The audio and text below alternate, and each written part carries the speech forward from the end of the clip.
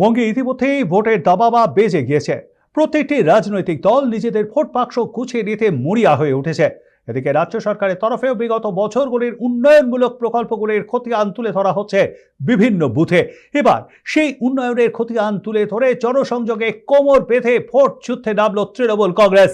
ধূপগুড়ি ব্লকের ঝাড় আলতা 1 নম্বর গ্রাম পঞ্চায়েতের একাধিক বুথে তৃণমূলের উন্নয়নের সংলাপের একটি কর্মসূচি অনুষ্ঠিত হয়। পার্টি অফিস থেকে শুরু করে উত্তর কাটুলিয়া এলাকা পর্যন্ত এই জনসংযোগে উপস্থিত ছিলেন জলপাইগুড়ি জেলা পরিষদের সদস্য, ধূপগুড়ি গ্রামীণ ব্লক তৃণমূল কংগ্রেসের সভাপতি সহ একাধিক নেতৃত্ব ও স্থানীয় পঞ্চায়েতের সদস্যরা। কর্মসূচির পাশাপাশি আসন্ন 26 বিধানসভা নির্বাচনে বিজেপিকে পরাস্ত করার বার্তাও দেন তৃণমূল নেতৃত্ব।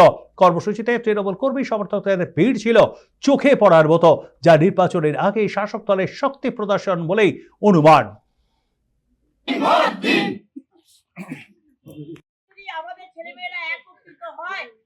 আমরা আজকে 6টা বুথে আমাদের উন্নয়নের 15 বছরের যে খতিয়ান, তৃণমূল সরকার, তৃণমূল দল, মামাটি মানুষের সরকার পশ্চিমবঙ্গ 10 কোটি মানুষের জন্য যে উন্নয়নগুলো করেছে তার খতিয়ান আমরা তুলে দেব এবং এই উন্নয়নের কে সামনে রেখে আগামী 26 নির্বাচনে আমরা জিততে চাই এবং আগামী 26 নির্বাচনে তৃণমূল কংগ্রেসের জয় জয়কার হবে, এটা আমরা সর্বকে সচেতন করাতে চাই।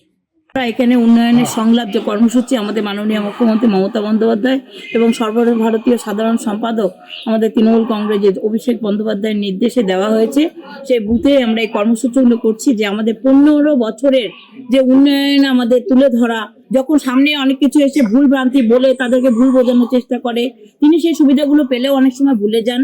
সেগুলোকেই আমরা আবার তাদের সামনে এসে তাদেরকে মনে করিয়ে দেওয়ার চেষ্টা করছি এবং তাদেরকে তুলে ধরে বোঝাচ্ছি যে আপনি এটা পাচ্ছেন, এই সরকার দিচ্ছে, কিন্তু কেন্দ্রের যে বিজেপি সরকার, যে বিজেপি নেতৃত্বরা আপনাদের এসে আপনাদের সামনে অনেক কথা বলার চেষ্টা করে, কিন্তু সেই সরকারের কোনো প্রকল্পের সুবিধা আমার মনে হয় না আমার বুথ, আমার কোনো এলাকায়, ধূপগুড়ি ব্লকে কোথাও পাওয়া কেন সারা বাংলায় পাওয়া যায় না।